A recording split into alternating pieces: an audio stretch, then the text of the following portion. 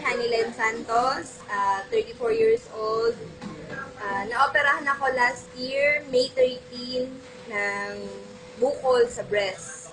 After May 13, May 27, sinabi ng doktor ko na mastectomy. Mastectomy, meaning tatanggalin yung buong breast kasi cancerous yung bukol. Invasive ductal carcinoma grade 3. So, after nun, hindi ako nagpa-opera. Hindi ako nagpa-opera kasi sabi, kala ko wala na. Okay lang, uminom ako ng kung ano-anong herbal, kung ano-anong mga prutas, gulay, kung ano-ano. Then, last year yon. This year, ng May, sinabihan ako ng doktor ko kasi lumalaki na naman yung bukol ko. Sabi ng doktor, kailangan ko magpa-chemo, kailangan ko magpa-opera, kailangan ko magpa-chemo. So, sa laki ng gagastusin, hindi ko kaya. Nag-search ako sa internet, sa Facebook, nakita ko ang Bomera Mix. Ni-research ko ang history, yung content niya, lahat. Sabi ko, kailangan ko to. Kailangan ko ang Bomera Mix. So, nag-try ako. Bumili ako ng 2 bote sa una para masubukan lang. Uminom ako, unang inom ko, 7 p.m. ng Wednesday.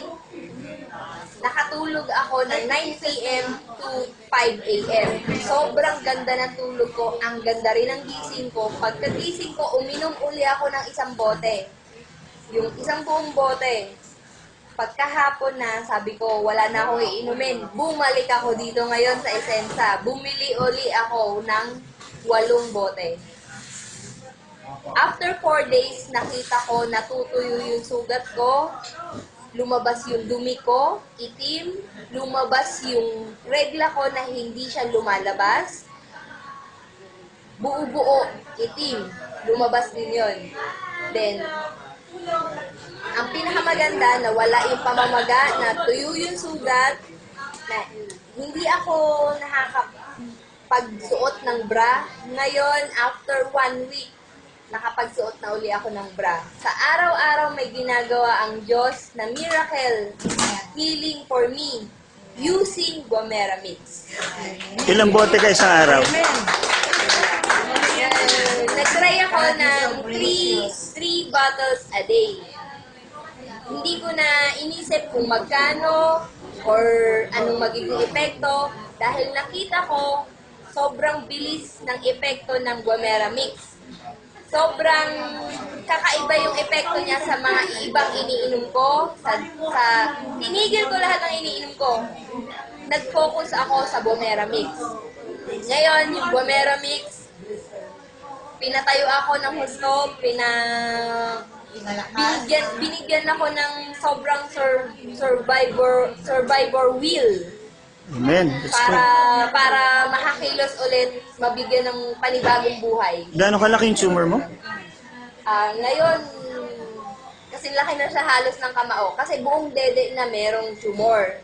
Pero yung sugat, kalahati ng dede. Pero ano nangyari? Ano ang progress niya ngayon? Natuyo. Natuyo siya, tapos before, kada lilinisin ko siya, nagdudugo. Sobrang katas ng katas. Ngayon, before, sa isang araw siguro may 5 to 8 times ako naglilinis.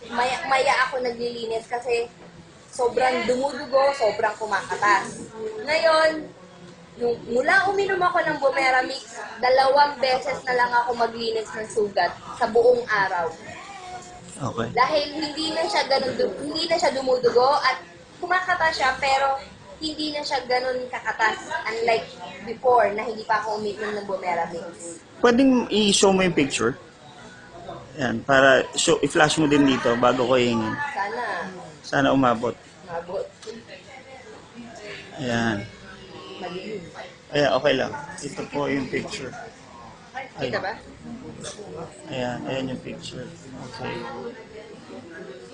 Okay. Hingin ko na lang sa'yo mamaya yung Lobat na kasi. Okay. Okay. Ang didi mo, pag namaga, palibot ba'y matigas? Opo. Kasi nga po, meron, ano siya eh, yung buong dede ko na po may bukol. Makirot, sobrang Nung makirot. nakita ko sa last week, believe, hindi siya ganyan. Hindi, pati magsalita. Oo. Hindi siya ganyan. Kala nyo mo lalama-laman.